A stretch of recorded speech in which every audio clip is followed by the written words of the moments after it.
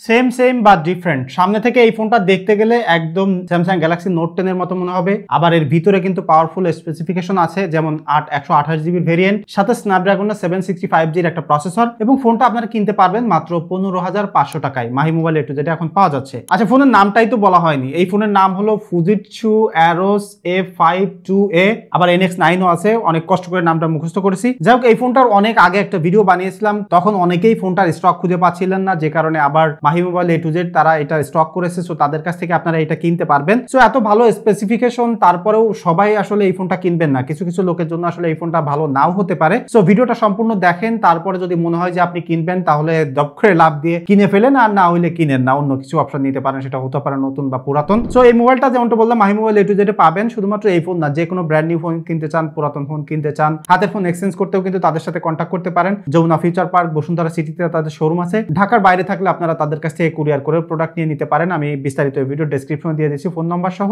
যাদের দরকার তারা ওখান থেকে যোগাযোগ করে নিন। তো ফার্স্ট অফ অল যদি ফোনটা ডিজাইনে আসি, যেমনটি বলছিলাম, এটা স্যামসাং গ্যালাক্সি নোট 10 এর মতোই দেখতে, এবং এটা হাতে থাকলে বা কাউকে দেখাইলে এটা সহজেই তারা বলতে পারে না যে এটা আসলে এত কম দামের একটা ফোন। মানে দেখলেই মনে হয় যে অনেক দামি একটা ফোন, এবং ডিজাইনটা হাতের মধ্যে ধরে খুবই কমফোর্টেবল আছে, এবং এই সাইডগুলো অনেক কার্ভ হওয়ার কারণে হাতের মধ্যে ধরে না একটা ভালো গ্রিপও পাওয়া যায়। এবং এই ফোনটা একটু বক্সিয়ার টাইপের, একটু খুব প্রিমিয়াম টাইপের একটা ফোন। এবং বিল্ড কোয়ালিটিতে এটাও কিন্তু সামনে পিছনে গ্লাস ব্যবহার করা হয়েছে, তবে এটা কর্নিং মেড গ্লাস না। ইভেন কোন ভার্সনের গ্লাস সেটা তথ্য কিন্তু জানা সম্ভব হয় না, বিকজ এটা জাপানিজ একটা ফোন। নরমালি এটা আসলে ইন্টারন্যাশনালি লঞ্চ হয়নি, যে কারণে এর তথ্য ঠিক মতো আপনারা কোথাও আসলে পাবেন না। এবং যে ফ্রেমটা রয়েছে সেটাও কিন্তু একটা মেটালের ফ্রেম ব্যবহার করেছে। সো বিল্ড কোয়ালিটিতে এটা হাতে ধরলে আপনারা বুঝতে পারবেন, যে কাউরি এটা পছন্দ হবে, এবং বেশ প্রিমিয়াম একটা ফোন এটা মনে হয়। এবং পোর্টস এন্ড বাটনে এটা কিন্তু সবই আছে, যেমন ডান পাশে উপরে পাওয়ার বাটন পাচ্ছেন, ভলিউম বাটন। এই বাটন দুইটা একটু কেমন চিকন চিকন মনে হয়, তবে এটা ব্যবহার করতে থাকলে আপনার মুখস্থ হয়ে যাবে এটা কোথায় আছে। এবং একদম নিচে কিন্তু এখানে একটা টাইপ সি পোর্ট আছে, যেটাতে ফাস্ট চার্জ সাপোর্ট করে। তো এটা আসলে এক্স্যাক্টলি কত ওয়াট আছে আমি সেটা কোনো তথ্য পাইনি, তবে আমি এটা আমার চার্জার দিয়ে চেক করতে যেয়ে আমি এখানে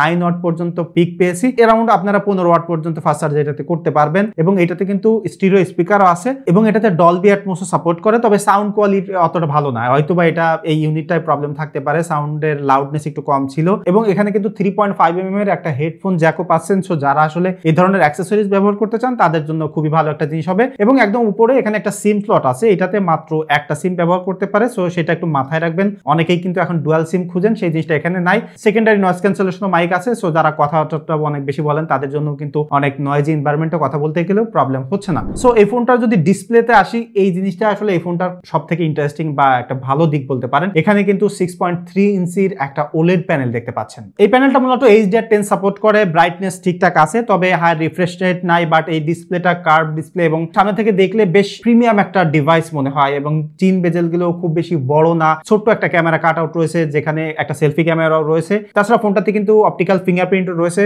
অর্থাৎ ইন ডিসপ্লে ফিঙ্গারপ্রিন্ট, সেটা খুব প্রিমিয়াম একটা ব্যাপার। এবং এই ফোনটার যে ডিসপ্লের এক্সপিরিয়েন্স আছে সেটা সত্যিই ভালো। আপনি মুভি দেখতে চান, গেমিং করতে চান, সব জায়গায় আসলে ডিসপ্লের মজাটা আপনাকে পুষিয়ে দিবে এই ফোনটা ব্যবহার করতে গেলে। এবং এই ফোনটার যে স্পেসিফিকেশন আছে সেটা কিন্তু দারুণ। যেমন এখানে ব্যবহার করেছে স্ন্যাপড্রাগনের 765 জির একটা প্রসেসর, যেখানে 8GB র্যাম এবং 128GB এর একটা স্টোরেজ রয়েছে।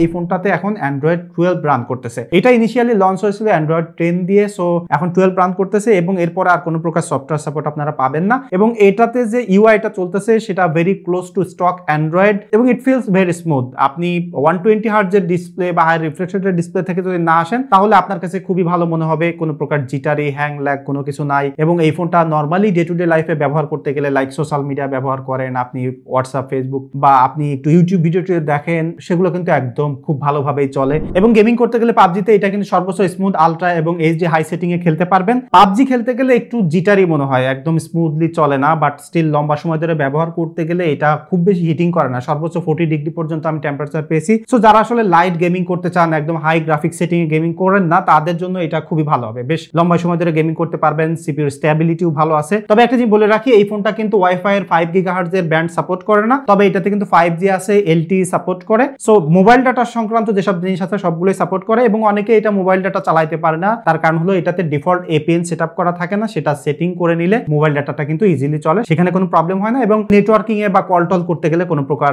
কানেকশনের ইস্যুস আসলে এটাতে আমি ফেস করিনি। এই ফোনটার পিছনে 3টা ক্যামেরা সেন্সর দেখতে পাচ্ছেন, তার মধ্যে মেইন ক্যামেরা আছে 48.5 মেগাপিক্সেলের, আর একটা 8 মেগাপিক্সেলের কিন্তু আলট্রা ওয়াইড সেন্সর আছে, আর একটা 5 মেগাপিক্সেলের ডেপথ সেন্সর আছে, সেটা কাজের না, হোপফুলি সবাই জানেন। সো নরমালি ছবি তুলতে গেলে গেলে এটা একদম প্রপার লাইটে খুব ভালো ছবি তোলা যায়, আলট্রা ওয়াইডেও মোটামুটি ভালো ডিটেইল ক্যাপচার করতে পারে। তবে এটার যে ফটোস অ্যাপসটা আছে সেটার ইউআইটাও অতটা ভালো না, এটার এক্সপিরিয়েন্সটা অতটা ভালো হবে না। লাইক লেন্স শিফটিং করেন বা একদম কন্টিনিউয়াসলি ছবি তুলতে গেলে এটা একদম স্মুথলি চলে না, এবং এই টাইপের প্রবলেম আমি সনির ফোনগুলোতেও দেখে থাকি, এবং জাপানের কিছু মানে নেটিভ ডিভাইসগুলো আসলে এই ধরনের প্রবলেম আমি দেখে থাকি। সো ক্যামেরার এক্সপিরিয়েন্স ভালো না, ফটো কোয়ালিটি যদি প্রপার লাইটে ছবি তোলেন তাহলে ঠিকঠাক পাবেন। আবার এটাতে কিন্তু পোর্ট্রেট তোলা যায়, পোর্ট্রেট তোলার জন্য মেইন সেন্সরটা ব্যবহার করে, ডিজিটালি জুম করে না, সো একটু ওয়াইডার ভিউ পাচ্ছেন, এজ ডিটেকশন বোকে ঠিকঠাক আছে। তবে এই ফোনটা দিয়ে ডাইনামিক রেঞ্জ ক্যাপচার করা বা হাইলাইট লো লাইটের কন্ট্রোল করার ক্যাপাবিলিটি অতটা ভালো না, এবং সেলফিতে 15.9 মেগাপিক্সেলের যে সেন্সরটা আছে সেটা দিয়েও আসলে ভালো সেলফির এক্সপিরিয়েন্স হয় না। একদম প্রপার লাইট বা লাইট যদি আপনার ফেসের পরে পড়ে তাহলেই আসলে ভালো সেলফি তোলা যায়, তাছাড়া যদি একটু কন্ট্রাস্টি লাইট বা একটু লো লাইটে যান সেলফির এক্সপিরিয়েন্স তখন আর ভালো হয় না, এবং এটা মিরর করা যায় না, মানে ছবি তুললে ছবিটা একটু বাঁকায় যায়। এই প্রবলেমটা আমি মোস্টলি জাপানিজ ফোনগুলোতে দেখে থাকি, তবে সেটা এডিট করে ঠিকঠাক করা নেওয়া যায়। ওভারঅল যে জিনিসটা আমি বলতেছি যে ফটোগ্রাফিক সেন্ট্রিক ফোন না, অনেকে হয়তো বা এটার ক্যামেরা সেন্সর দেখা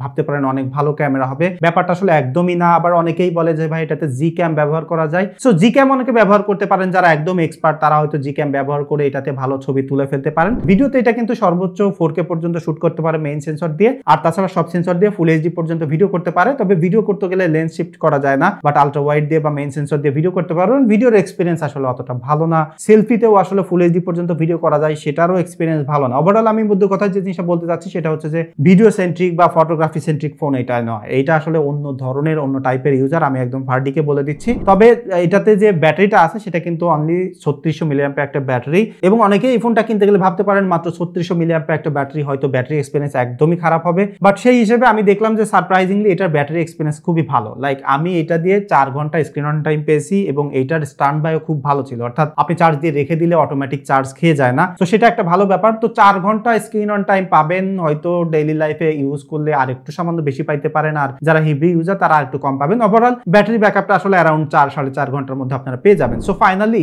এই ফোনটা আসলে কারা কিনবেন? আপনার যদি কার্ভ ডিসপ্লে পছন্দ হয় বা এই ডিজাইনটা ফোনের মডেলটা আপনার ভালো লাগে তাহলে ডেফিনেটলি আপনি কিনতে পারেন। তবে একটা জিনিস মাথায় রাখবেন, এই ফোনটা কিন্তু অ্যাজ ইউজুয়াল ফোনের মতো একদমই মার্কেটে অ্যাভেলেবেল আপনারা পার্টস পত্র পাবেন না। সো কিনলে যদি কোনো প্রকার প্রবলেম হয় সেক্ষেত্রে আফটার সেল সার্ভিস পাইতে কিন্তু প্রবলেম হবে। তো সেই জিনিসটা মাথায় রেখে যদি কিনতে পারেন তাহলে এটা কিন্তু ভালো একটা ডিভাইস। লাইক 15,500 টাকায় পাচ্ছেন বেশ সুন্দর একটা ডিজাইন, ভালো একটা ডিসপ্লে, এবং ওভারঅল এক্সপিরিয়েন্স কিন্তু খারাপ হচ্ছে না। সো আপনাদের মধ্যে যদি এই ফোনটা কেউ ব্যবহার করেন তাহলে আপনাদের এক্সপিরিয়েন্স কেমন, খারাপ দিক কি কি পাচ্ছেন, ভালো দিক কি কি পাচ্ছেন অবশ্যই কমেন্ট করে জানাবেন। তাহলে এই ধরনের ফোন যারা আসলে কিনতে চায় তাদের কিন্তু ডিসিশন নিতে আরো একটু সহজ হবে।